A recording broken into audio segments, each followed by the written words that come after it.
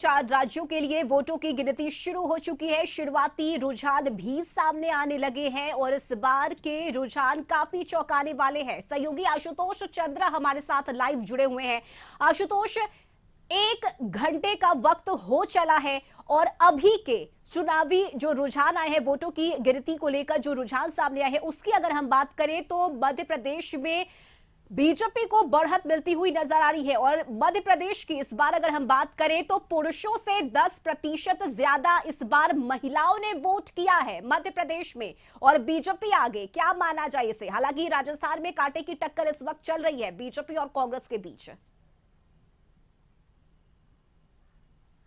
नहीं, बिल्कुल। और आप तस्वीरों में देखेंगे कि जो तस्वीर निकलकर सामने आ रही है, खासतौर से मध्य प्रदेश की तस्वीर बहुत क्लियर दिखने लगी है अब, और इसमें कोई दो राय नहीं है। जैसा आपने कहा था कि शिवराज सिंह चौहान की तरफ से महिलाओं को लेकर योजनाएं शुरू की गई थी ठीक चुनाव से पहले, तो मुझे लगता है कि उसका भी फायदा मिल सकता है। हालांकि कांग्रेस की तरफ से भी घोषणाएं की गई थी, बहुत सारी घोषणाएं की गई थी, लेकिन पब्लिक को हो सकता है शायद बीजेपी के घोषणा पर भरोसा आया हो और यही वजह रही कि इस तरह की तस्वीरें दिख रही हैं। महिलाओं ने ज़्यादा भागीदारी अपनी निभाई है। लेकिन हाँ, जो राजस्थान की तस्वीर निकलकर सामने आ रही है, बहुत ही कांटे की टक्कर वहां दिख रही है और बहुत ही दिलचस्प तस्वीर दिख रही है। और इसमें कोई दो राय नहीं है कि कांग्रेस आला कमान को पहले ही आशंका हो चुकी थी कि वहां पर कुछ हॉर्स ट्रेडिंग की नौबत आ सकती है। हालांकि चर्चा तेलंगाना को भी लेकर के थी, लेकिन तेलंगाना में भी स्पष्ट तस्वीर हो गई है कांग्रेस के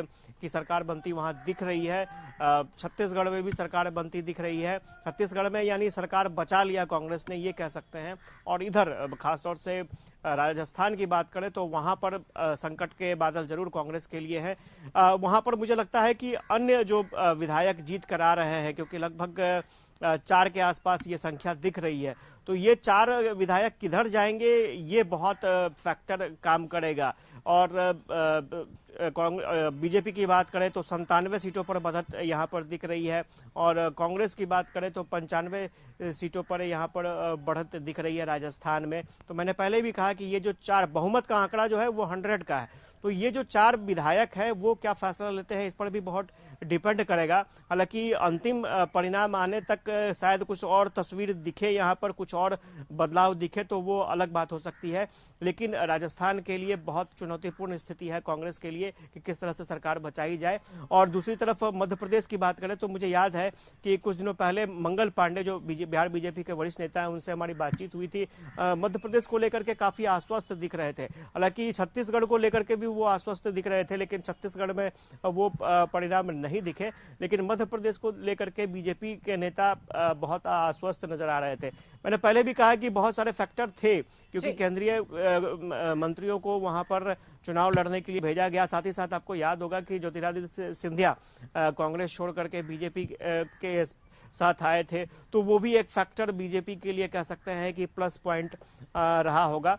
और जहां तक तेलंगाना की बात करें तो ये एडवांटेज है तेलंगाना के लिए, क्योंकि बीआरएस की वहां सरकार थी, लेकिन अब वहां जो परिस्थितियां दिख रही हैं वहां पर कांग्रेस की सरकार होगी, तो तेलंगाना एक प्लस पॉइंट यहां पर प्लस फैक्टर हो सकता है।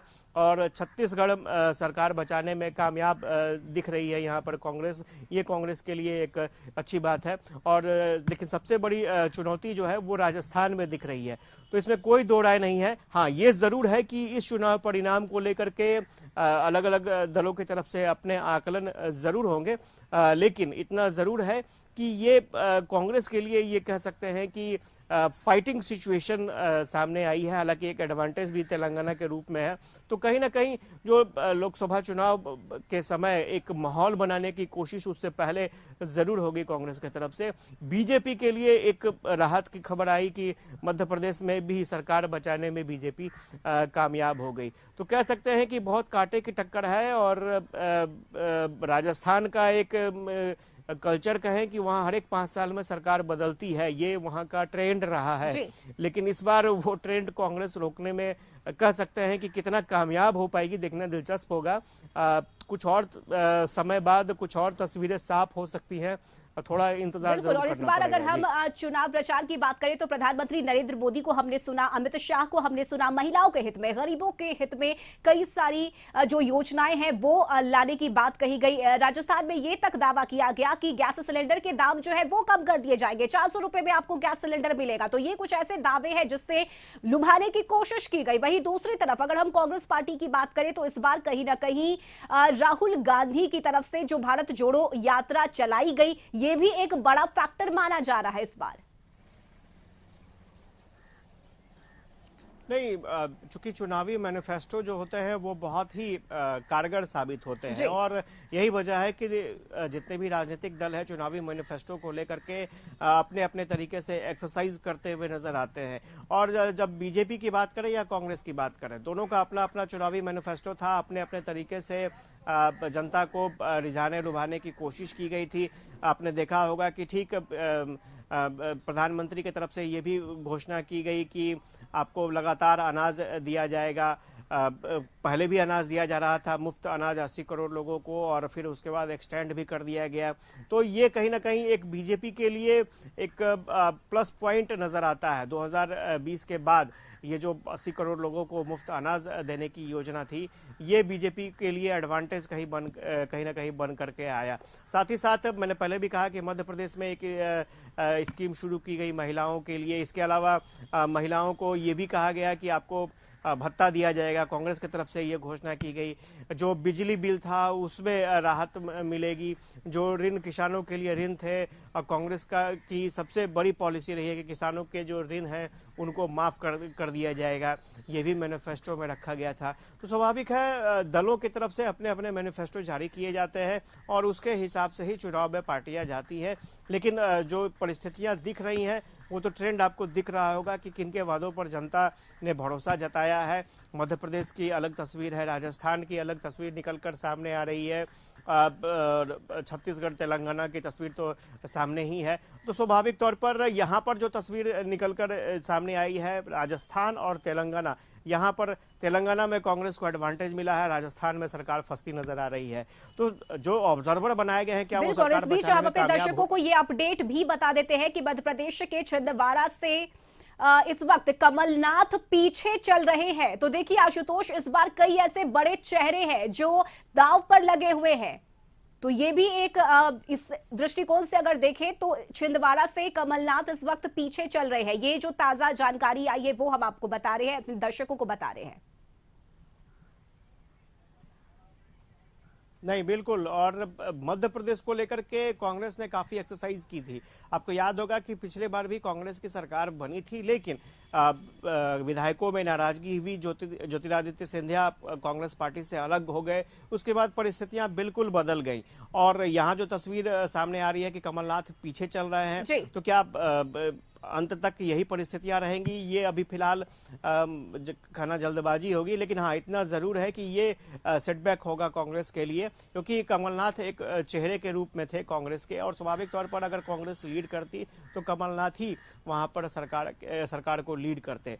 लेकिन फिलहाल जो परिस्थितियां दिख रही हैं उसमें मध्य प्रदेश में बीजेपी अपने गवर्नमेंट को बचाती हुई साफ नजर आ रही है।